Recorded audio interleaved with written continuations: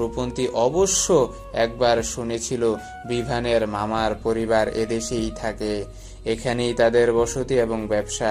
বিভানও নাকি তাদের হাত ধরেই নিজের দেশ ছেড়ে এদেশে পাড়ি জমিয়েছিল। কিন্তু তারা কোথায়? এখানে এসে তাদের কাউকে তো নজরে পড়ল না। তবে কি তারা অন্যত্র থাকে? রূপন্তী কিছুটা আগ্রহ নিয়ে জিজ্ঞেস করলো। তারা কোথায় এখন? এই বাড়িতে তো দেখলাম না। এরিক খেতে খেতে জবাব দিল, তারা তাদের বাড়িতে। এটা তো স্যারের বাড়ি।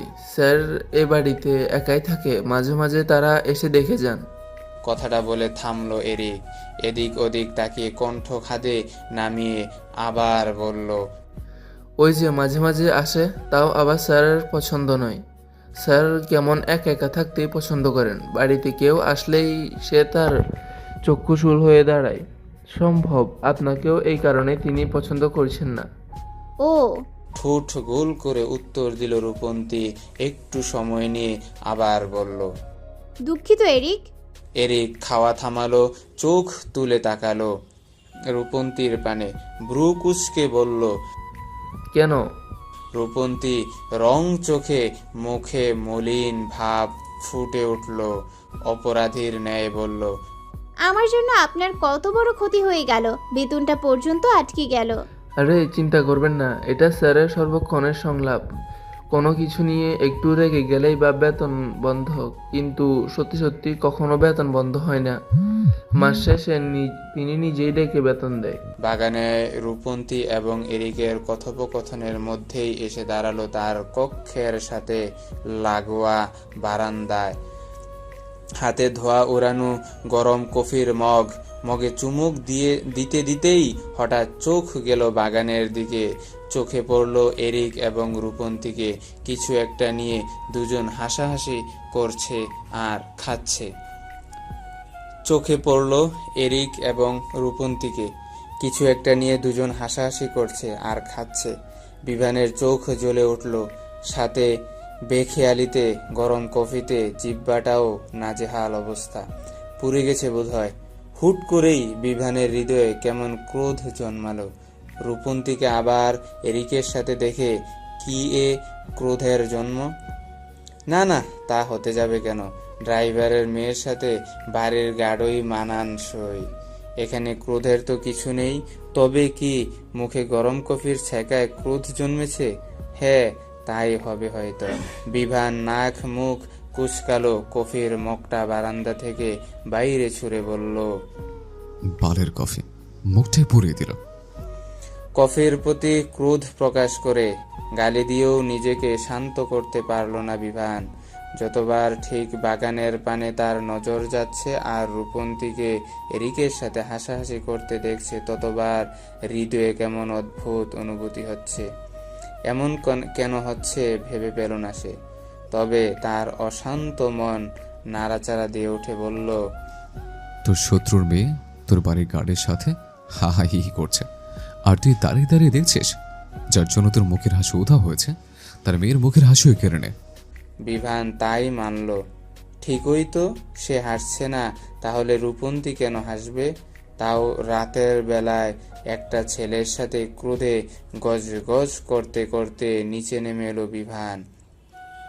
এগিয়ে গিয়ে দাঁড়ালো বাগানে। এরিক এবং রূপন্তীর পানে গম্ভীর কণ্ঠে শুধালো, কি হচ্ছে এখানে? কেউ কোনো উত্তর না দেওয়া আগেই বিভানের নজর গেল খাবারের পানে। খিচুড়ি, অর্থাৎ বাঙালি খাবার। রূপন্তী ব্যতীত এখানে বাঙালি খাবার বানানোর মতো আর তো নেই কেউ। এর মানে রূপন্তী বানিয়েছে। দুপুরে খাবার বানাতে গিয়ে পা পুড়ে ফেললো, তারপর তাকে নুডলস খেয়ে ক্ষুধা মেটাতে হয়েছিল। এখন রাতে এই মেয়ে খিচুড়ি রান্না করলো, নিজে খেলো, এরিককে খাওয়ালো, অথচ তাকে ডাকলও না একবারও। দুপুরে পা পুরার পর সে প্রায় 50 কেজি ওজনের বস্তার মতো মেয়েটাকে কোলে তুলে নিয়েছে। পানিতে পা ভিজিয়ে দিয়েছে, টাইগারকে দিয়ে বার্নিং ক্রিম পাঠিয়েছে, কিন্তু মেয়েটা তাকে সামান্য একটু খিচুড়ি খেতে ডাকলো না। অকৃতজ্ঞ মেয়ে একটা। বিভানের চিৎকার করে বলতে ইচ্ছে হলো, আমার খিচুড়ি কোথায়? তবে সে ইচ্ছে পূরণ করলো না।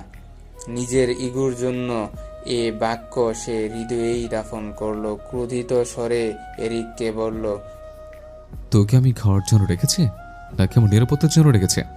1 মাসের বেতন বন্ধ করেছে, তাতে হয়নি তোর? আরো বন্ধ করতে হবে? এরিক চুপসে গেল। দ্রুত তার সাথে উঠে দাঁড়ালো সে। ঢোক গিলে বলল, দুঃখিত স্যার, আমি এখনই নিজের কাজে যাচ্ছি। কথাটা বলেই পিছন ঘুরে পা বাড়ালো এরিক।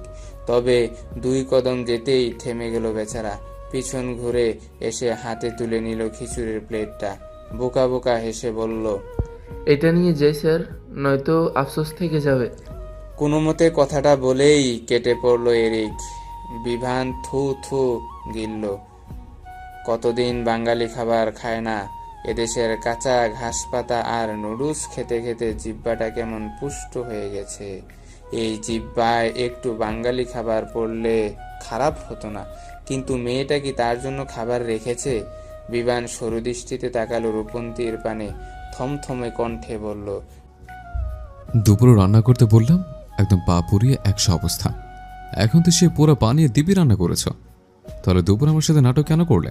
রূপন্তী ভ্রু কুঁচকালো, কপালে ভাঁজ ফেলে শুধালো, আমার পা পোড়া আপনার নাটক মনে হয়েছে?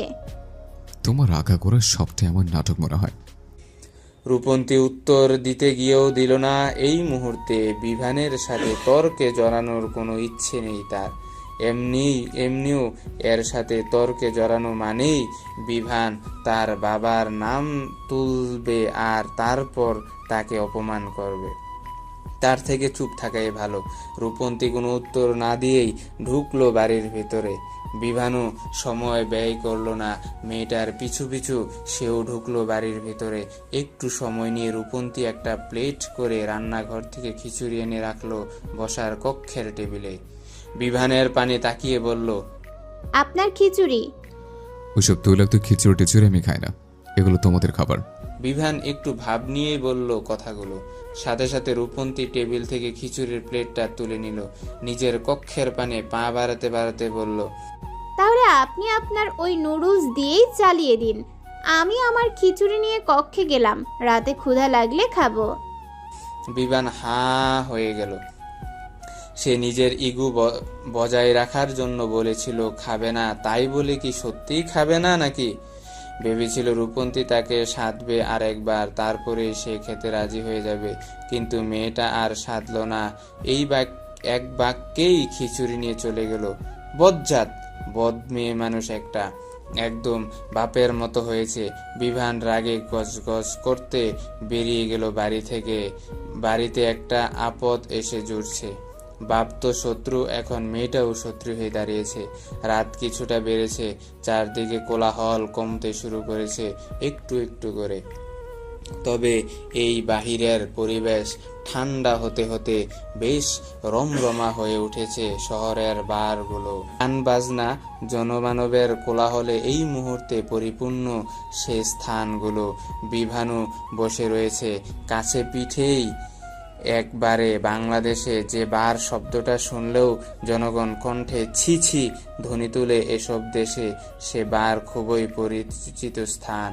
বন্ধু বান্ধব নিয়ে আনন্দ ফুর্তি করতে, নারী সঙ্গ উপভোগ করতে এবং জন্মদিন কিংবা বিশেষ দিন পালন করতে অতি আধুনিক এ সমাজের মানুষজন রাতের আধারে জমায়েত হয় এই বারগুলোতে। বিভানু প্রায় আসে বারে, যদিও নারী সঙ্গ লাভ বা বন্ধু বান্ধবের সাথে আনন্দ ফুর্তির উদ্দেশ্যে নয়। সে এখানে আসে নিজের একাকিত্ব দূর করতে, ক্রোধ দমনে এবং কষ্ট ভুলতে। ছেলেটা বারেরই এক কোণে বসে নিজের মতো করে ড্রিঙ্ক করেছিল।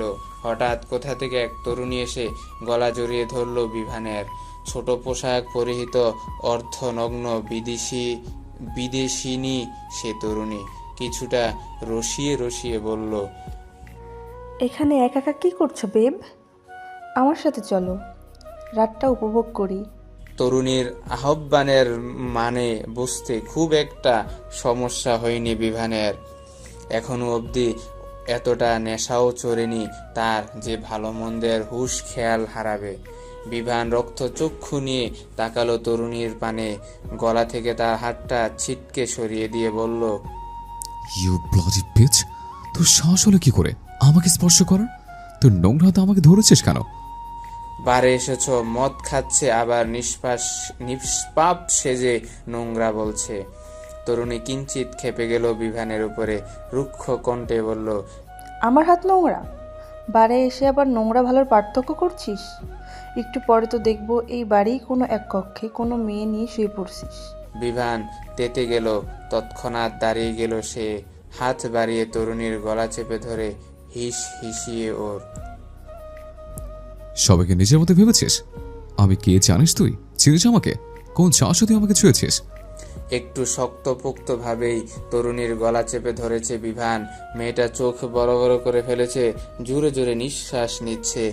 এর মধ্যেই শক্তপোক্ত হাতের একটা ঘুষি এসে পড়ল বিভানের গালে। ছেলেটা ছিটকে পড়ল মেঝেতে। উষ্ঠের কোনো বেয়ে তরল রক্তের আবির্ভাব ঘটল সাথে সাথে। বিভান মাথা তুলে তাকালো, খুঁজলো কে ঘুষির উৎস। দেখতে পেল ওই তরুণীর পাশেই এক তরুণ দাঁড়িয়ে রয়েছে, রক্তচক্ষু নিয়ে তার পানেই তাকিয়ে রয়েছে। এর মানে এই ঘুষি এই মেরেছে। হয়তো এই তরুণীর চেনা জানা কিংবা সঙ্গী হবে এই ছেলেটা, তাই মেরেছে। বিভান উঠে দাঁড়ালো মেঝে থেকে, বৃদ্ধাঙ্গুলি দ্বারা মুছল উষ্ঠের রক্ত। অতঃপর হুট করেই সেও একটা ঘুষি বসিয়ে দিল ওই তরুণীর নাক বরাবর। ছেলেটা ছিটকে দূরে সরে গেল, তারও নাক ফেটে রক্ত গড়িয়ে পড়তে শুরু করলো। তবুও থামল না সে, পাল্টা আক্রমণ করলো বিভানের উপর। দুজনের মধ্যে এবার বেশ শক্তপোক্তভাবেই মারামারি লেগে গেল। চারদিকে হুলস্থুল পড়ে গেল তাদের মারামারিতে। কেউ ভিডিও শুরু করলো, কেউ উৎসুক হয়ে দেখতে এলো মারামারি, আবার কেউ ভয়ে পালালো বার থেকে। বার কর্তৃপক্ষ ছুটে এলো তাদের নিকট, জোরপূর্বক দুজনকে ছাড়িয়ে নিল দুদিকে। তবুও কি ছাড়াতে পারে? তারা এখনো দুজন দুজনকে মারতে এগিয়ে যেতে চাইছে। শেষে আর উপায় না পেয়ে ওই বিদেশি তরুণকে বারের ভিতর রেখে বিভানকে বের করে দিল বাইরে। বিভান ক্ষুব্ধ হলো আরো। মারামারি দুজন করেছে, তাহলে তাকে একাকে কেন বের করবে?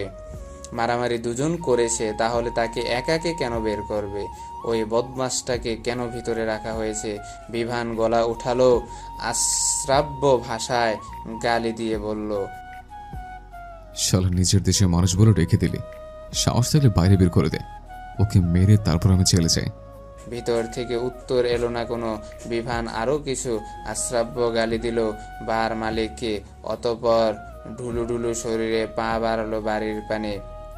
কিঞ্চিত সময় গড়াতেই বিভান পৌঁছালো বাড়িতে। গৃহে প্রবেশের পর নিজ কক্ষের পানে যেতে গিয়েও থেমে গেল সে। গতিপথ পরিবর্তন করে গিয়ে দাঁড়ালো রূপন্তীর কক্ষের সম্মুখে। হাত উঁচিয়ে মেয়েটার দরজায় ধাক্কা দিতে দিতে বলল, দরজা খোল বেয়াদব মেয়ে, আমার খিচুড়ি দে, ওটা আমার ভাগের খিচুড়ি, তুই খাবি কেন? রূপন্তী ঘুমিয়ে পড়েছিল। হঠাৎ দরজায় করাঘাতে বিরক্ত হলো সে। একটু ঘুমিয়েছিল, তাও বুঝি এই লোকের সহ্য হলো না। এই লোকের ঘুমের মধ্যেও জ্বালাতে চলে এসেছে। আবার কি সব খিচুড়ি করছে। রূপন্তী মনের মধ্যে এক রাস বিরক্তি নিয়েই বিছানা ছাড়লো। দরজার নিকট গিয়ে খুলল দরজাটা। অমনি চমকে উঠল সে। একই বিভানের কি হয়েছে? ঠোঁটের এক কোণ কেটে রক্ত ঝরছে, কপাল ফেটে সেখানেও রক্তের আভাস। ফর্সা গালটা লাল বর্ণ ধারণ করছে, চুলগুলো এলোমেলো। কোনো সড়ক দুর্ঘটনার কবলে পড়েছে নাকি কেউ মেরেছে? দেখে তো মনে হচ্ছে কেউ মেরেছে, কিন্তু কে এমন রাজকার্যটা করেছে যে মেরে এই অভদ্র লোকের সুন্দর মুখের নকশাই বদলে দিয়েছে? রূপন্তী প্রশ্ন করবে তার আগেই মুখ খুলল বিভান। চড়া গলায় বলল, আমার খিচুড়ি কোথায়? রূপন্তী অবাক হলো যে খিচুড়ি খাবে না বলে চলে গেল, এখন থোবরা বিগড়ে এসে জিজ্ঞেস করছে খিচুড়ি কোথায়। এর মাথা কি খারাপ হয়ে গেছে নাকি পাগল টাগল হয়ে গেছে? কেমন একটা বিশ্রী গন্ধ এসে নাকে লাগলো রূপন্তীর। আবার বিভানকেও কেমন ঠিক লাগছে না। চোখ দুটো রক্তিম বর্ণ ধারণ করেছে, শরীর ঢুলুঢুলু, কেমন মাতাল মাতাল লাগছে। আচ্ছা, বিভান আবার মট্টত খেয়ে বাড়ি ফেরেনি তো? বহির্বিশ্বের এই দেশগুলোতে তো আবার এসবের পানীয় সেবনের প্রচলন রয়েছে। মেয়েটা চোখ বড় বড় করে তাকালো বিভানের পানে, অবিশ্বাস্য কণ্ঠে শুধালো, আপনি মদ খেয়েছেন? বিভান দৃষ্টি দুর্বল, তবে সে উত্তর দিল না মেয়েটার কোন কড়া প্রশ্নের, বরং আবার শুধালো। রূপন্তীর সন্দেহ এবার বিশ্বাসে পরিণত হলো। বুকটা কেঁপে উঠল মেয়েটার। সর্বনাশ, কাল থেকে তো এ লোক ছিল বদ, অহংকারী, অভদ্র, এখন হয়েছে মাতাল। বদ, অহংকারী, অভদ্র লোককে যাই একটু বিশ্বাস করা যায়, কিন্তু মাতালকে বিশ্বাস করা যায় না মোটেই। তার উপরে আবার মুখের নকশা বিকৃত, নিশ্চয়ই মাতাল অবস্থায় কারোর সাথে মারামারি করে এসেছে।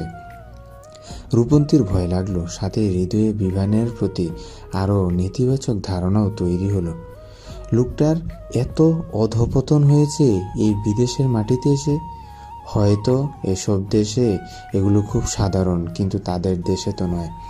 বিদেশের মাটিতে এসে নিজ দেশের সক্রিয়তা, ঐতিহ্য, সংস্কৃতি বিসর্জন দেওয়া মানুষগুলো বরাবরই রূপন্তীর অপছন্দের তালিকায় ছিল। আর সেই তালিকায় বেশ বড়সড় স্থান জুড়ে আজ নাম লেখালো বিভান। মেয়েটার ভাবনার মধ্যেই বিভান তাকে ঠেলে ঠুলে পা বাড়ালো কক্ষের ভিতরে। হকচকিয়ে উঠল রূপন্তী। এ কি, এই মাতাল অভদ্র লোকটা নিজই কক্ষে না গিয়ে তার কক্ষে ঢুকছে কেন? সাথে সাথে বিভানের পথ আগলে দাঁড়ালো মেয়েটা, বাধা প্রদান করে বলল, এ কি, আপনি আমার রুমে ঢুকছেন কেন? বিভান মানল না রূপন্তীর বাধা। তাকে ঠেলে ঠুলে নিজের লম্বা চওড়া শরীরটা কক্ষের ভিতরে নিয়ে গেল। বিক্ষিপ্ত দৃষ্টিতে এদিক ওদিক চোখ বুলিয়ে বলল, আমার ভাগের খিচুড়ি কি করেছিস? আমার খিচুড়ি দে। বারবার শুধু ওই একই শব্দ, খিচুড়ি। লোকটাকে খিচুড়ি ভূতে ধরেছে নাকি? রূপন্তী দেশে থাকতে ব্রহ্মদৈত্য, মেছো ভূত, গেছো ভূত, শাকচুন্নি, পেতনির নাম শুনেছে, কিন্তু খিচুড়ি ভূতের নাম তো কখনো শুনিনি। এ ভূত কি শুধু স্পেনে পাওয়া যায়, বাংলাদেশে নেই? কিন্তু এখন কথা হলো, এই খিচুড়ি কোথায় পাবে রূপন্তী? বিভান খাবে না বলে যে এক প্লেট নিজের কক্ষে তখন নিয়ে এসেছিল, তাও তো খেয়ে ফেলেছে। যখন সাধলো তখন নাক ছিটকালো, আর এখন এসে নাটক করছে। মেয়েটা বিরক্তিতে নাক মুখ কুচকানো থমথমে কণ্ঠে বলল, কোনো খিচুড়ি নেই, আমি খেয়ে ফেলেছি। বিভান কিঞ্চিত সময় নিয়ে তাকিয়ে রইল রূপন্তীর পানে, অতঃপর হুট করেই তেড়ে গেল মেয়েটার পানে, রুক্ষ কণ্ঠে বলল, খেয়েছিস কেন আমার খিচুড়ি? ওটা আমার ভাগের ছিল। এখন হয় পেট থেকে খিচুড়ি বের কর, নয়তো আমি তোকে এই বাড়ি থেকে বের করে দেব। রূপন্তীর চমকালো, তৎক্ষণাৎ দূরে সরে গেল সে। সাথে মেয়েটার কান্নাও পেল ভীষণ। এ কোনো খিচুড়ি বানালো? সে আর কোন খিচুড়ি বা খেলো, যার দরুন মাঝরাতে এখন আশ্রয় নিয়েও টানাটানি? সবচেয়ে বড় কথা, একজন মাতাল যে কোনো কিছু করে ফেলতে পারে। মাতাল অবস্থায় তো আর ঠিক ভুলের জ্ঞান থাকে না। মাতাল অবস্থায় তো আর ঠিক ভুলের জ্ঞান থাকে না। এই রাতে যদি সত্যি সত্যি তাকে বিভান ঘাড় ধাক্কা দিয়ে বের করে দেয় বাড়ি থেকে, তখন কি হবে? কোথায় যাবে মেয়েটা? রূপন্তী ভীত হলো, আমতা আমতা করে বলল, আগের খিচুড়ি তো তাই খেয়ে ফেলেছি। তাছাড়া সেই খিচুড়ি এতক্ষণ থাকলেও ঠান্ডা হয়ে যেত। আমি বরং তার থেকে আপনার জন্য আবার বানিয়ে নিয়ে আসি, একদম গরম গরম খিচুড়ি খাবেন। বিভান ভদ্র ছেলের ন্যায় মেনে নিল রূপন্তীর কথা, মাথা ঝাঁকিয়ে জবাব দিল। আচ্ছা। প্রায় ঘণ্টাখানিক সময় নিয়ে আবারও খিচুড়ি তৈরি করল রূপন্তী। কোনো কুক্ষণে সে যে আজ এ বাড়িতে খিচুড়ি রান্না করেছিল কে জানে। এখন মধ্যরাতেও পায়ে ব্যথা নিয়ে ভোগান্তি পোহাতে হচ্ছে। রূপন্তী হাতে খিচুড়ি থালা নিয়ে ঢুকলো কক্ষে। বিভান এতক্ষণে মেয়েটার কক্ষের মেঝেতে আসন কেটে বসেছে, ঢুলুঢুলু হয়ে দেখছে চারপাশটা। রূপন্তী কিছুটা বিক্ষিপ্ত মেজাজেই হাতের থালাটা রাখলো তার সম্মুখে, দাঁতে দাঁত চেপে বলল, গিলুন এখন। থালা ভর্তি খিচুড়ি দেখে আনন্দে গদগদ হলো বিভান। সময় ব্যয় না করে চামচ দিয়ে একটুখানি খিচুড়ি মুখে তুলে নিল। সাথে সাথেই মুখটা জ্বলে উঠল। উষ্টের পাশে কাটা স্থানে বোধহয় খাবারের কিঞ্চিত অংশ লেগেছে, তারই ফলাফল এটা। চেঁচিয়ে উঠল বিভান, কাঁদো কাঁদো সুরে বলল। জ্বলে গেল জ্বলে গেল। রূপন্তী ভর কালো কিঞ্চিত ছুটে গেল বিভানের পানে, অশান্ত হয়ে শুধালো। কই কি হয়েছে? কোথায় জ্বলে যাচ্ছে দেখান আমাকে। বিভান বাচ্চাদের নে ঠোঁট উল্টে দিল।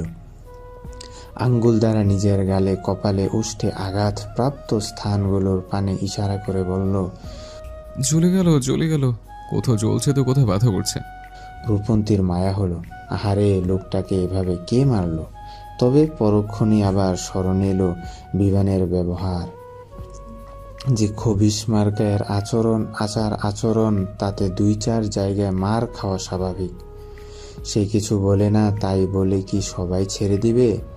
নিশ্চয়ই কোথাও গিয়ে আবার কারো সাথে ঝগড়া বিভেদে লিপ্ত হয়েছিল, নয়তো মাতলামি করে মার খেয়ে এসেছে। কিন্তু লোকটাকে একদম এভাবেও তো ফেলে রাখা যায় না।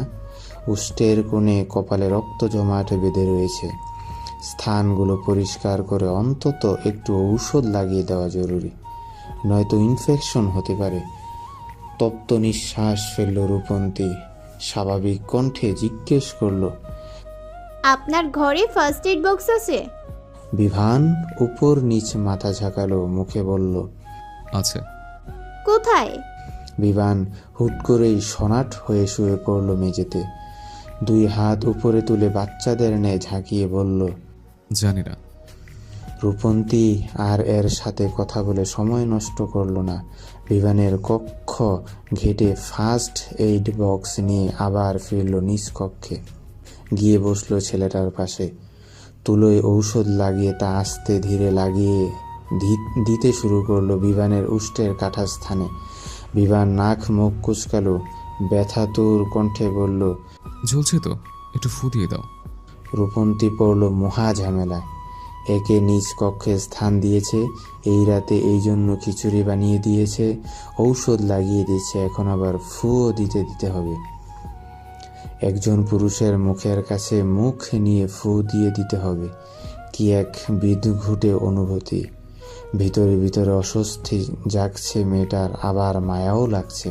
থাক, একটু ফুই তো দিতে হবে, এটুকু করাই যায়। যতই অপমান করুক, কষ্ট দিক, আশ্রয় তো দিয়েছে। রূপন্তী ঔষধ লাগাতে লাগাতে ফু দিতে শুরু করলো বিভানের উষ্ঠে। দৃষ্টি শীতল হলো ছেলেটার, মেয়েটার উষ্টের পানে তাকিয়ে নেশা লেগে যাচ্ছে আরও। বিভানকে টানছে ওই উষ্ট্রজোড়া।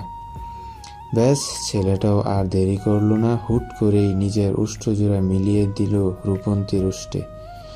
ঘটনার আকস্মিকতা হকচকিয়ে উঠল মেয়েটা। কি থেকে কি হয়ে গেল বুঝে উঠতে সময় লাগলো একটু।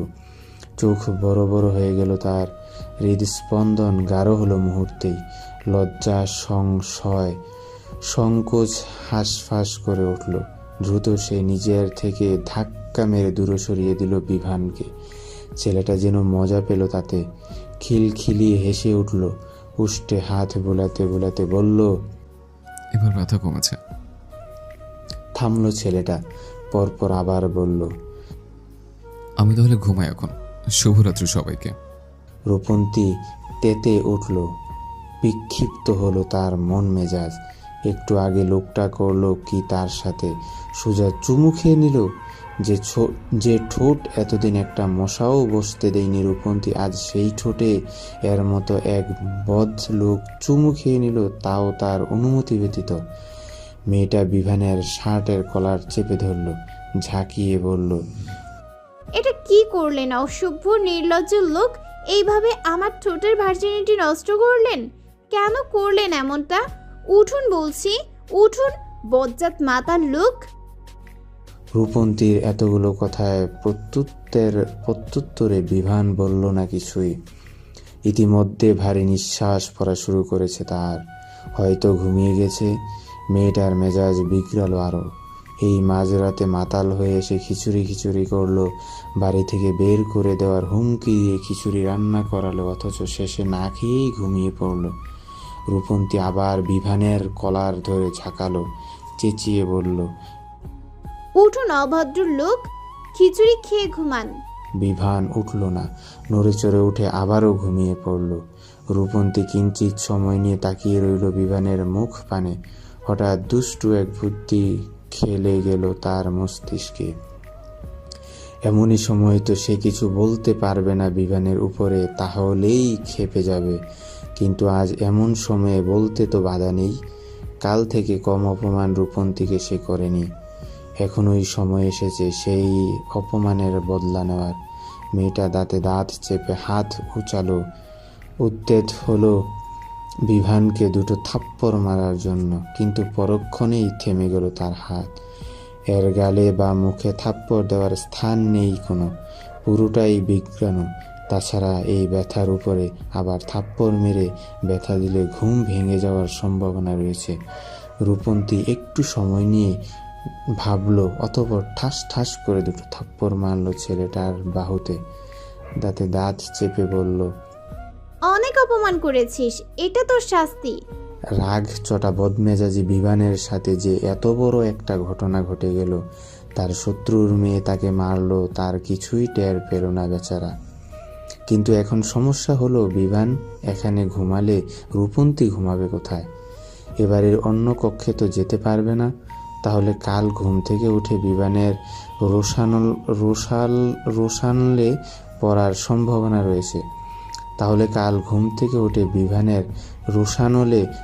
সম্ভাবনা রয়েছে। এই লোক তো নিজের দোষ দেখে না, আর রূপন্তীর পায়ে পায়ে দোষ খোঁজে। এক কক্ষেও তো থাকা যাবে না। এক কক্ষে বিবাহ বহির্ভূত নারী পুরুষ একসাথে থাকা কেমন এক বিদঘুটে অনুভূতি দেয়। কেউ তাদের এক কক্ষে একসাথে থাকতে না দেখুক, তাদের মধ্যে কিছু না হোক, তবুও ব্যাপারটা একটা নেতিবাচক অনুভূতিই প্রদান করে। তাছাড়া এক কক্ষে থাকলে বিভান রূপন্তীর চরিত্রের উপরে আঙ্গুল তুলতে দুইবার ভাববে না। যেমন আজ দুপুরে পা পোড়ার একটু জড়িয়ে ধরেছিল, তাই কি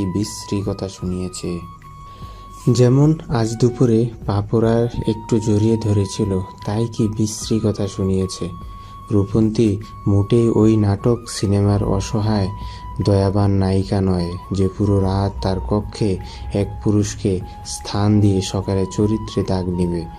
বিভানের পাশ থেকে উঠে দাঁড়ালো মেয়েটা।